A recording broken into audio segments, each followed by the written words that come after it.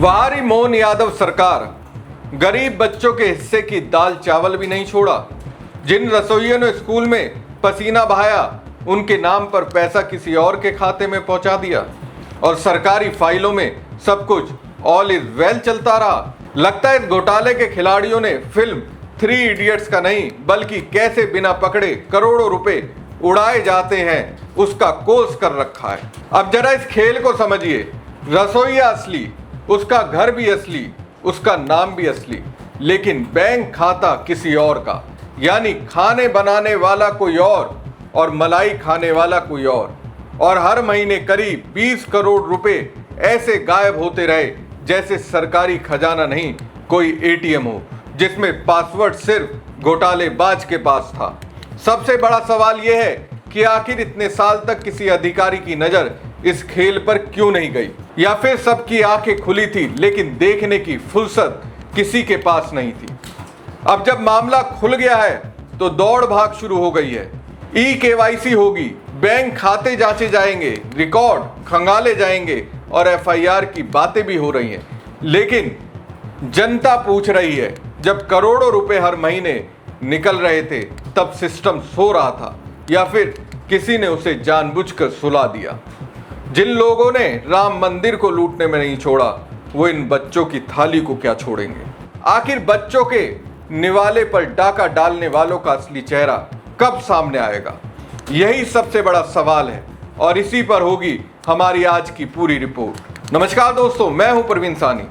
दोस्तों, विचित्र स्थिति है।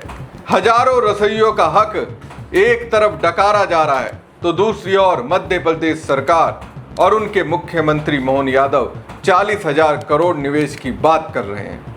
मतलब सोचिए, जो चीज है उसको सही तरह से बीजेपी की सरकार लागू नहीं कर पा रही है और जो चीज अभी अस्तित्व में नहीं है उसके लिए लोगों को सपने दिखा रही है। विकास और घोटाला एक दूसरे का दुश्मन है। घोटाला मध्य प्रदेश में हुआ।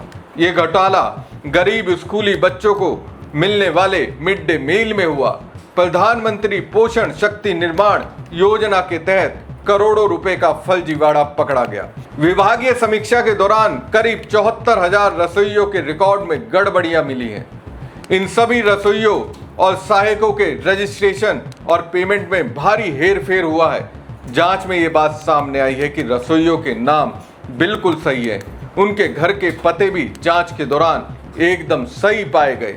लेकिन सबसे बड़ा खेल उनके बैंक खातों के साथ किया गया। रसोइयों के नाम पर दर्ज बैंक खाते किसी दूसरे अनजान व्यक्तियों के निकले, यानी काम कोई और कर रहा है और पैसा किसी और को मिला। इस तरीके से हर महीने करीब 20 करोड़ रुपए सीधे साफ कर दिए गए। सरकार की नाक के नीचे ये पूरा सिंडिकेट काफी समय से चल रहा था और मुख्यमंत्री मोहन यादव और उनकी सरकार को भनक तक नहीं लगी। अब देखिए दोस्तों, खेल रसोइयों के साथ हुआ और इस खेल को रोकने के लिए सरकार किस तरह से डील कर रही है वो भी आपके दिमाग की बत्ती बुझाने के लिए काफी है। दोस्तों, इस बड़े खुलासे के बाद भोपाल से लेकर मध्य प्रदेश के हर जिलों में हड़कंप मच गया है। सरकार ने तुरंत एक्शन लेते हुए सभी जिला अधिकारियों को कड़े निर्देश दिए हैं। इसके साथ ही जिला पंचायत के मुख्य कार्यपालन अधिकारियों को जिम्मेदारी सौंपी गई है। शासन ने इस पूरे मामले की गहराई से जांच करने को कहा है।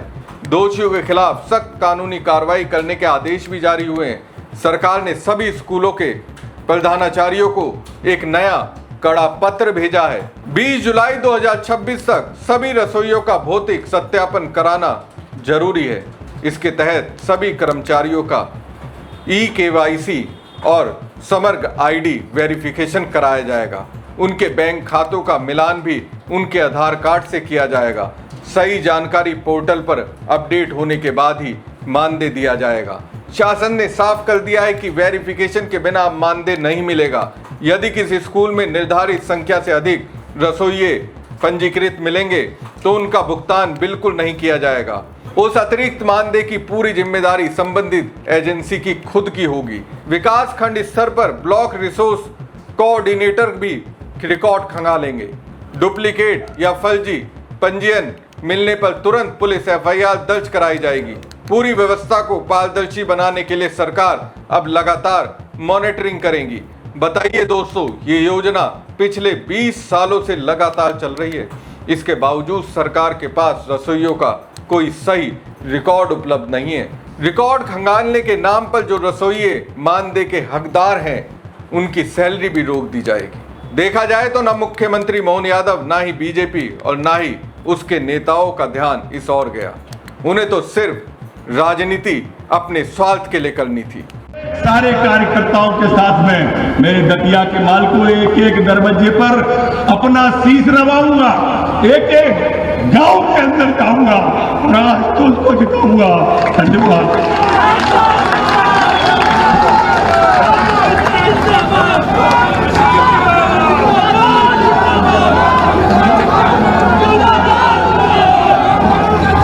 बहुत बहुत धन्यवाद आदरणीय भाई साहब। बोले भारत माता की, भारत माता की। अब मैं अगले वक्ता के रूप में हमारे संगठन की रीढ़ कार्यकर्ताओं की आवाज, जिन्होंने मध्य प्रदेश भारतीय जनता पार्टी। ये नरोत्तम मिश्रा हैं, रो रहे हैं। कहने वाले तो कह रहे हैं कि बीजेपी के प्रति पूरी निष्ठा और आस्था रखने के बावजूद जिस तरह इन्हें साइडलाइन किया गया है, ये उसी का दर्द है।